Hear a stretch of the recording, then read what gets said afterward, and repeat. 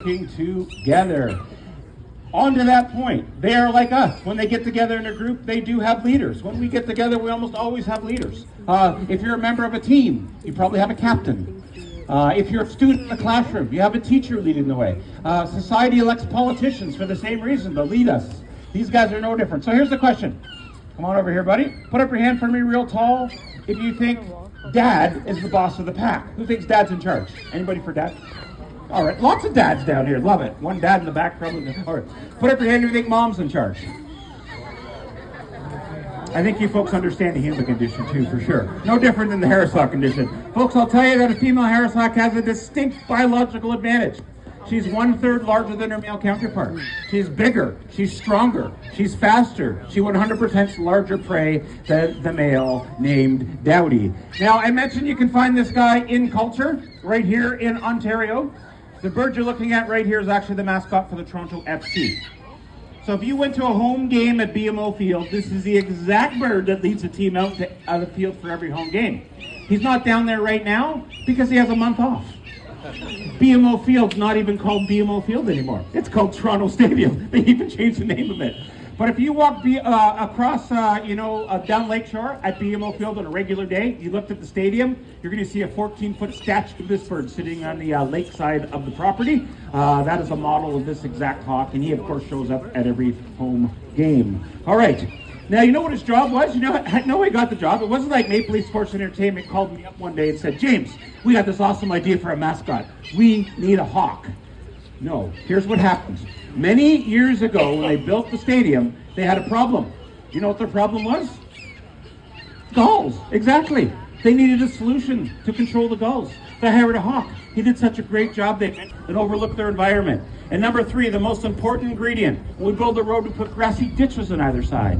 In those grassy ditches is a smorgasbord of food for this bird. If the ditch is wet, there could be a duck. If the ditch is dry, there could be a mouse. If the summer months, it could be a snake. Its call goes like this. It goes...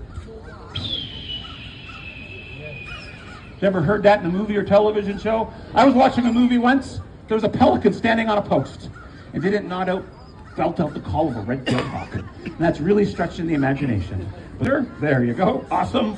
All right, let's get this guy away. I'll find my other glove, which I call an eagle glove. There you go, sir. Whoop. Oh, just to protect my hand from a seriously larger bird than the red-tailed hawk. Now, there are 2 exceptionally large birds of prey species in Canada. One is the bald eagle. Some of you know the bald eagle. I see bald eagles frequently in this area. Usually anywhere near water now in North America, you'll have a good chance of seeing a bald eagle. And then there's one other eagle species that ranges in northern Ontario, northern parts of Quebec, and also in the Rockies and the Badlands of Saskatchewan and Alberta. This bird, though, ranges on 4 continents, believe it or not. So you can find them in North Africa, Europe, Asia, and of course a good chunk of this continent of North America. Just give me a second here, see if I can find him. Awesome. Hey, Sassy. This guy's name, by the way, is Sasquatch, just so you know. Come on out here.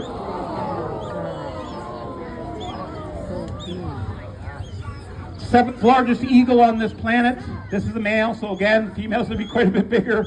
And if you don't know what species this is, name for the back of his neck right here, called the nape. This is what we call a golden eagle. And this is Sasquatch. He's been with us for many years. We'll talk about that in a few minutes. I won't give you his exact age till the end. Golden eagles are an apex predator of their ecosystem.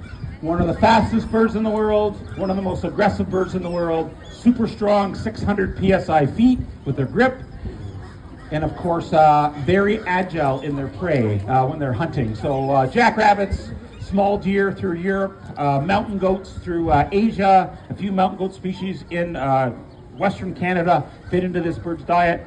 But I'm going to tell you what, this bird, wherever they are found throughout the Northern Hemisphere, has always been a symbol of our culture and civilization.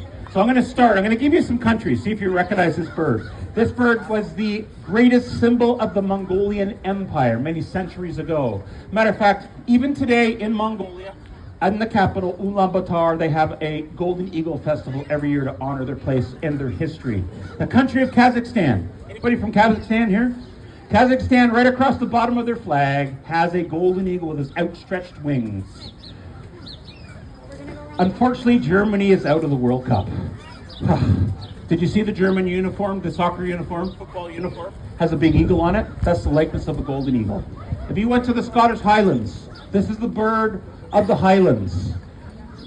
Scottish kings wore feathers of this bird in their hair to signify their place in their... the golden eagle was their greatest symbol.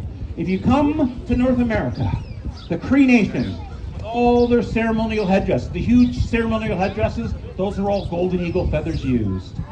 And last but not least, the soccer or football loving nation of Mexico. They're doing pretty good this World Cup, aren't they? Anybody ever look at the Mexican flag? Do you know there's a golden eagle right in the middle of it? How did it get there? This is a pretty cool story. The Aztecs, the indigenous folks of Mexico, they had a vision. They saw a golden eagle standing on a cactus, holding a rattlesnake in its opposite foot. That's the crest on the flag today. Where they had that vision, though, that's where Mexico City sits today, the capital of their country. That's why there's a golden eagle in the middle of their flag. Pretty cool part of their culture and civilization. Now, I haven't told you how old this guy is, so just April of 2026, Sasquatch here turned 40 years old. So the obvious question to that is, how long does a golden eagle actually live? Well, the average age would be about 50 years old for this bird. So they can live, and he has pretty good health care, so he might live a few more years than that. We'll have to see what happens. But I will tell you, there's one thing him and I have never done together. It's very unfortunate. Him and I have actually never seen the Toronto Maple Leafs win a Stanley Cup. He remembers the Blue Jays winning twice. He remembers the Toronto FC with their championship, and he of course remembers Montreal winning in '93. And the Raptors had their time also. So, but we never the Leafs, so we'll have to see what happens. If anybody hear any trade rumors today? Because it is free agency day in the NHL. All right. No, we believe in the premise, by the way, we protect what we know. I find if we know a little bit about something, we want to protect it more than something we know nothing about. Exactly why we do programming just like this. And I will tell you that anybody here grow up watching this series Zaboomafoo? Anybody watch that show in their youth? Lots of a few hands up. In a small studio in Etobicoke, Ontario, which is now part of Toronto. Of course, 1994, Sasquatch was in an episode of Zaboomafoo. So if you watch that show, this is the exact bird in that episode with the golden eagle. Now, normally after the show, I have Sasquatch. Matter of fact, I'll do it for a few minutes. So I'll be over here, Sasquatch. You're welcome to come up and see him. I'm not going to leave him out long just because of the heat or whatever. But thanks for coming to Blue Mountain today. And of course, for everybody here, happy Canada Day. Enjoy your time, July 1st, right here in the village at Blue Mountain. Thanks for coming.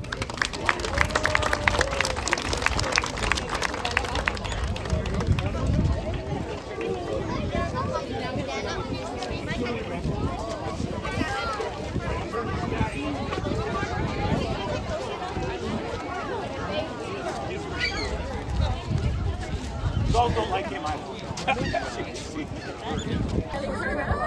Oh, it's so big.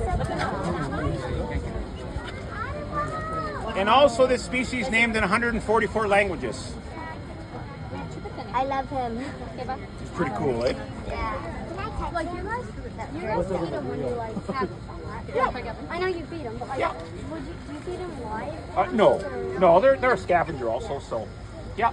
What's the So tonight he'll be getting probably the largest bird we have. Yeah. We have a pair of stellar sea eagles, which Those are like this amazing, big. Yeah. They're part of an international breeding program. Their numbers are dwindling in the wild quite a bit. Like their numbers are down like 20% in the last decade. So they sent different pairs to different organizations.